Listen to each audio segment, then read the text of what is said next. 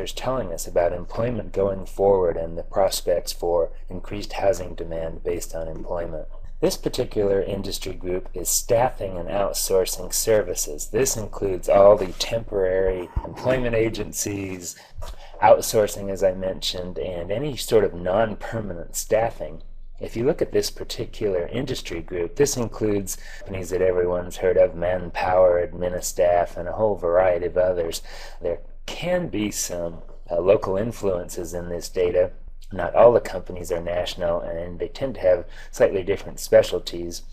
But as you can see, this industry group has tracked the S&P 500, as shown in the black line, quite consistently through the recession, through the credit crisis, down into the March 2009 stock market lows, and has tracked again all the way through about the middle of 2010. Now at this point, I don't think there's a single question about the economy that's more important or more misunderstood or anticipated in terms of data releases than hiring and staffing and employment, but we've got a little bit of a disconnect between the S&P 500 and these outsourcing services.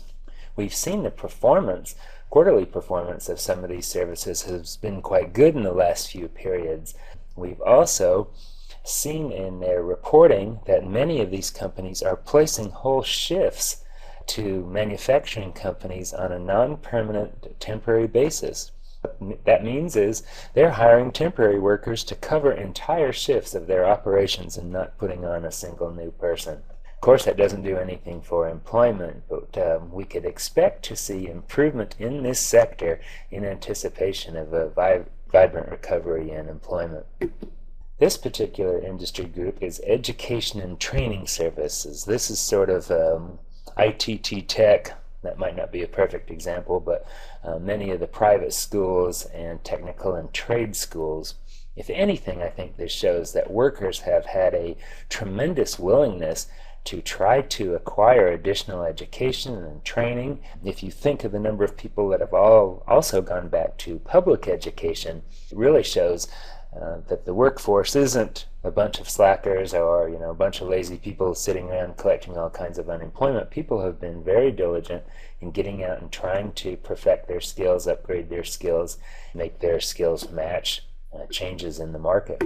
Some of the areas that have been performing quite well, this is computer services and software. So businesses, as we know, have been investing heavily in productivity and any sort of avenue that will let them carry the same workload, if not more, at a lower cost. So instead of putting on employees, where companies are examining software solutions, this also includes computer services. So much of the in-house IT functions and different functions that are being undertaken to improve business productivity are being done on a contract basis. Take that one step further.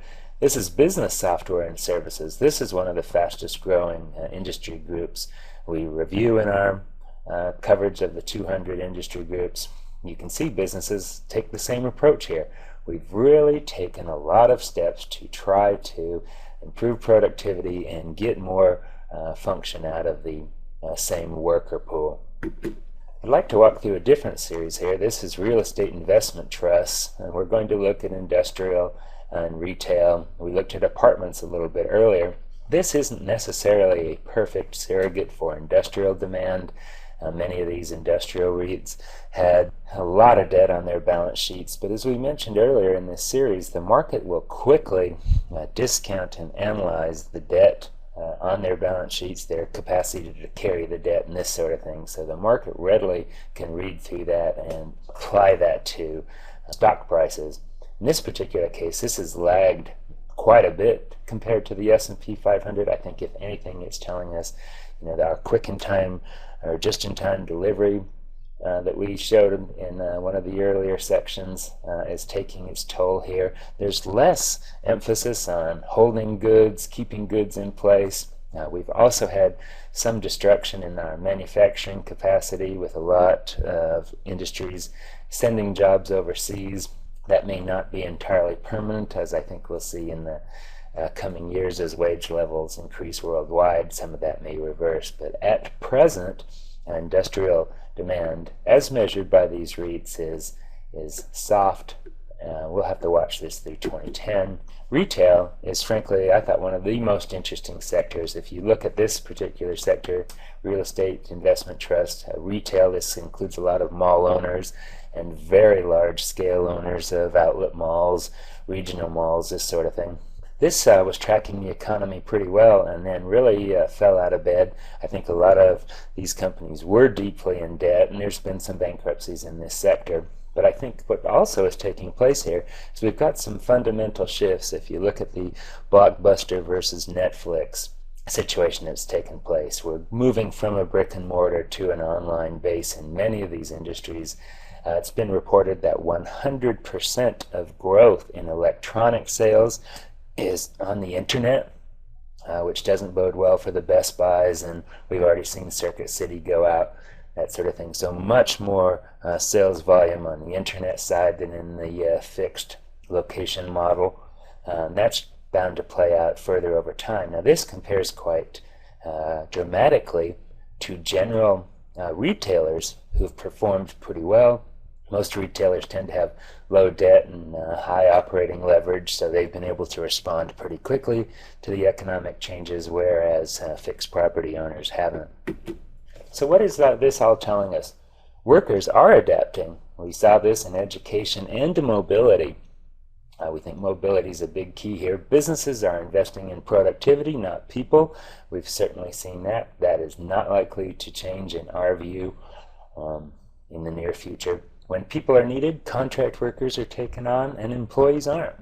U.S. labor, by and large, is too expensive in many fields and occupation types. If anything, we've seen a dichotomy in the labor market with high education, high skilled job categories being relatively stable and very low educational achievement employment categories be relatively stable. And this I mean, a lot of the maintenance workers and gardeners and home care, this sort of thing. Those jobs have been proliferating, and the jobs at the high end have been growing. It's the middle market jobs, some industrial manufacturing, and a number of other fields that could be exported overseas have been exported overseas, and that tells us in the middle of the market, in the middle of the labor market, we've got problems, and there are declining wage levels in some of those fields. Labor oversupply tends to be very disinflationary. It's very hard to raise prices on anything you're selling when the cost of your labor is going down.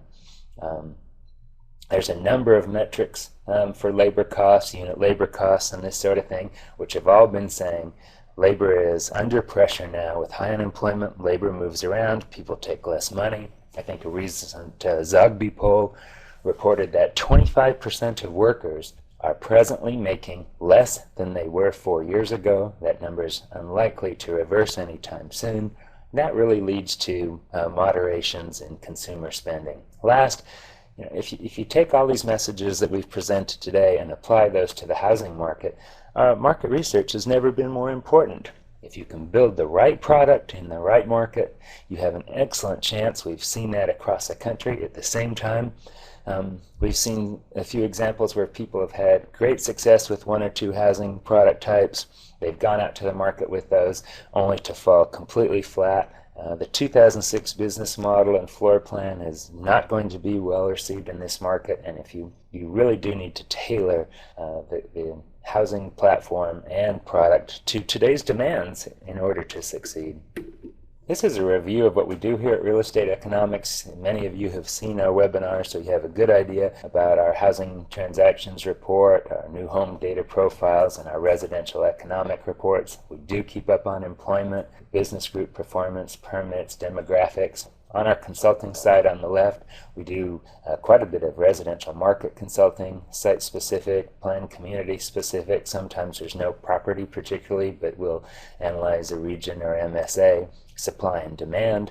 Land optimization is one of our specialties, where we will financially model a piece of vacant land so that it's programmed with the most effective product types, price points, and absorption ranges to maximize the land value to the ownership. We do this on a contract basis or on a retainer basis. This is our group. Many of you know Mark. It's Mark on the left. I'm John. If you have any questions about today's presentation or upcoming presentations, any of the economics or market information that we've presented, please call me. Down on the bottom left is Judy Duell. She's our new sales representative. She's the one who provides most of the good deals for the subscription information. And Sandy Rivera on our bottom right is our customer support. Please take advantage of her knowledge and her background to get the most out of your subscription. Thank you very much for joining us this week.